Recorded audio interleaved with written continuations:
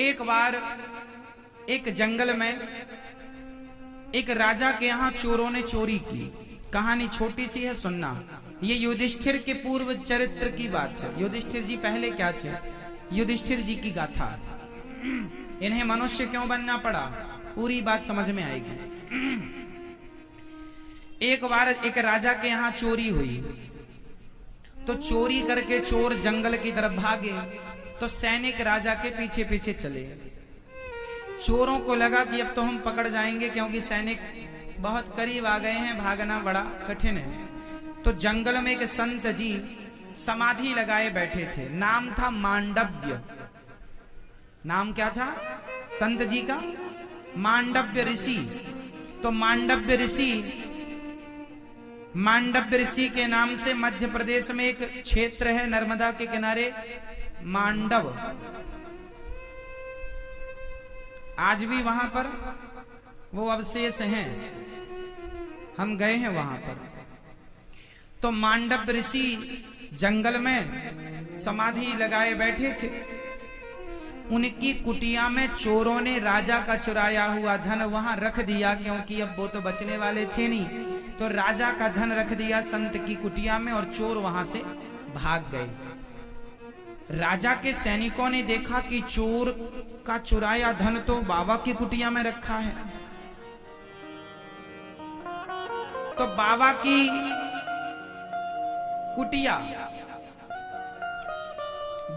कुटिया में धन पाया। तो चोरों ने कहा बाबा चोर है, हमारे डर से समाधि लगाए बैठा है। संत को राजा के सैनिकों ने चोर मान लिया और राजा को वहां सूल गाड़ दिया। सूल जानते हैं? सूल होता है पैना सा, जिसमें नुकीला होता है, लोहे का होता, जमीन में गाड़ा। और भाला, वो भाला समझते हैं? भाला जैसा होता है नुकीला, तो भाला की तरह वो गाड़ दिया जमीन में और संत जी को ऊपर बिठा दिया नुकीले उसमें। तो संत जी का पूरा शरीर नीचे से चिरता हुआ, फटता हुआ वो भाला सिर से निकल गया और बाबा जी लटके। चूंकि समाधि असली है, संत जी असली हैं, तो उन्हें भाला में लटका दिया, सूली पर चढ़ा दिया। सूली मतलब फांसी नहीं, भाले पर। अब पूरा शरीर रक्त रंजित हो गया, पूरा शरीर लहू लुहान हो गया। धन लेकर के सैनिक तो चले गए। बाबा जी की समाधि असली थी, जस के तस पड़े रहे। जब संत जी की समाधि खुली तो उन्होंने अपने आप को देखा कि सूल में छिदे हुए हैं, चल नहीं सकते, अब तो सूल ही घुसा है अंदर। तो संत ने यमराज को बोला, है यमराज यहां आओ, मेरा हिसाब किताब निकालो। मैंने कौन सा पाप किया है जिसके कारण मुझे ये सूल का दंड मिला? मेरे शरीर को सूल ने भेद दिया, बड़ा दर्द हो रहा है मुझे, बताओ यमराज। मैं इतने बड़े संत थे, इतने बड़े शक्तिशाली साधक थे। यमराज जी को बुलाया, यहां आओ। यमराज जी आए। जी महाराज, मेरा हिसाब निकालो। निकाला गया। मैं किस पाप के कारण सूल पर लटका, जल्दी बताओ। यमराज जी ने हिसाब किताब निकाला, खंगाल करके देखा, तो कहा कि महाराज पिछले जन्म में जब आप 3-4 साल के बच्चे थे, छोटे से थे, तो आपने ये बरसात में बन्ना उड़ता ना, बन्ना, हम लोग बन्ना बोलते, वो उड़ता रहता छोटा सा, छोटे छोटे पंख उड़ते हैं, है ना? हाँ, ऐसे ऐसे चलता, पंख बड़े बड़े उसके उड़ता रहता, बरसात में ही मिलता है। अभी बन्ना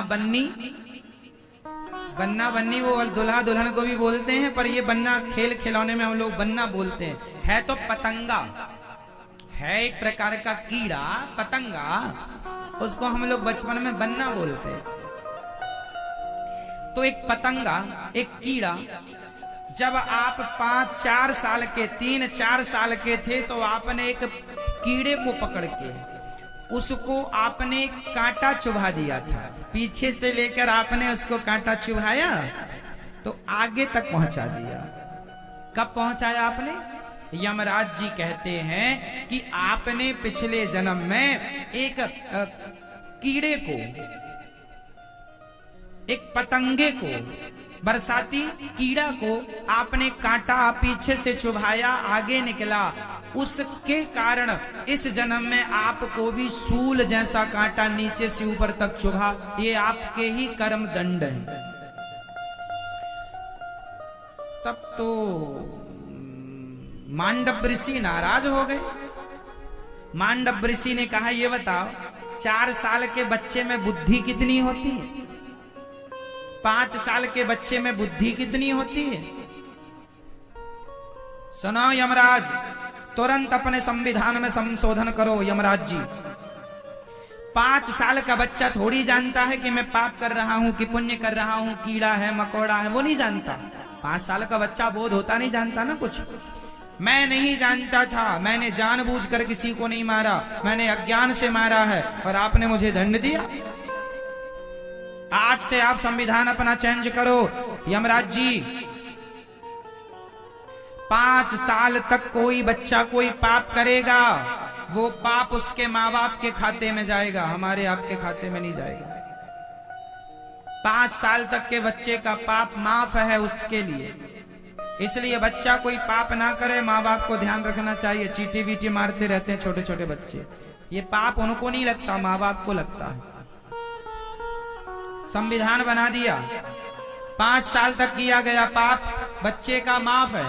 बच्चे का किया गया पाप 5 साल की उम्र में जो आप पाप करते 5 साल के नीचे माफ है। और सुनो, आपने मुझे कांटा चुभाया मैंने अज्ञान में, तो आपने सूल चुभा दिया।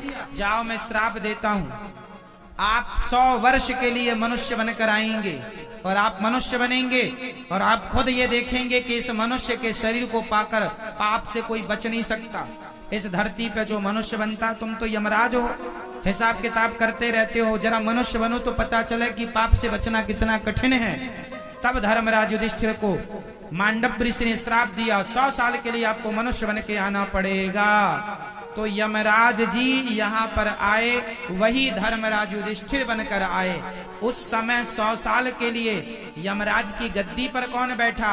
अर्यमा नाम के संत को बिठाया गया कि आप 100 साल तक यमराज के पद पर बैठकर, जब तक यमराज जी नहीं है तो वही यमराज क्या बने?